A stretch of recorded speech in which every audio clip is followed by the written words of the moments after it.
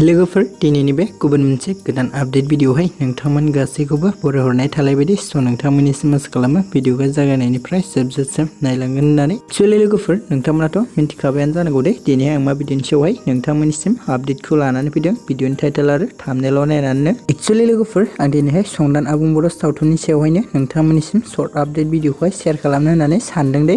लोगोफोर नोंथांमोनाथ' बे संदान आबुं बर' सावथुननि एपिसोड 12 भिडिअखौहाय गोबां मानसिफोरानो नायखाबायानो जानांगौ दे लोगोफोर।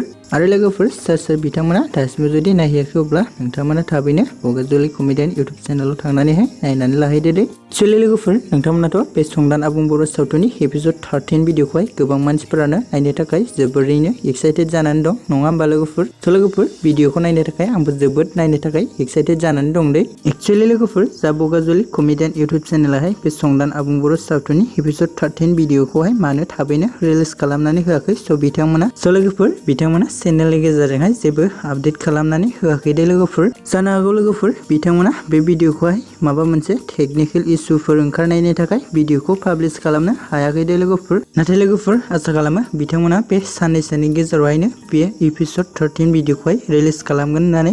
लोगोफोर नोंथांमोना सोर नायनो थाखाय एक्साइटेड जानानै दं कमेन्ट बक्सनि गेजेरजों नोंथांमोना फोरमायहरबानो जाबाय दे लोगोफोर। एक्चुअली लोगोफोर नोंथांमोना सोर दासिमबो जुदि बे एपिसोड 12 भिडिअखौहाय नायाखै अब्ला नोंथांमोना थाबैनो बगाजुलि कमेडियान इउटुब चेनेलावहाय थांनानै नायनानै लाहैबानो जाबाय दे। लोगोफोर नोंथांमोना एपिसोड 12 भिडिअखौहाय गोबां मानसिफोरानो माखासेफोरा अनसायाखै दे। बेनिखायनो जाय बिथांमोना दासिमबो जुदि नायहैयाखै अब्ला नोंथांमोना थाबैनो बगाजुलि कमेडियान इउटुब चेनेलाव थांनानैहाय नायनानै लाहैदो दे।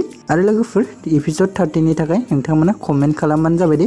लोगोफोर बिदिब्ला दिनैनि सर्ट आपडेट भिडिअआ बेखिनियानो मोनदों लोगोफोर। आसा खालामो नोंथांमोना भिडिअखौ नायनानै मोजां मोनदों। भिडिअखौ जुदि नायनानै मोजां मोनदोंब्ला अननानै खनसे लाइक खालामनानै होदो दे।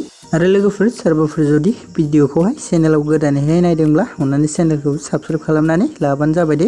जाहाथे आंनि भिडिअफोरनि आपडेट होनायनि नटिफिकेसनफोरखौ नोंथांमोना मोनहैनो हायो दे। लोगोफोर नोंथांमोना संदान आबुं बर' सावथुननि एपिसोड 13खौहाय नायनो थाखाय माखासे सान नेनानै थाथ'बानो जाबाय दे।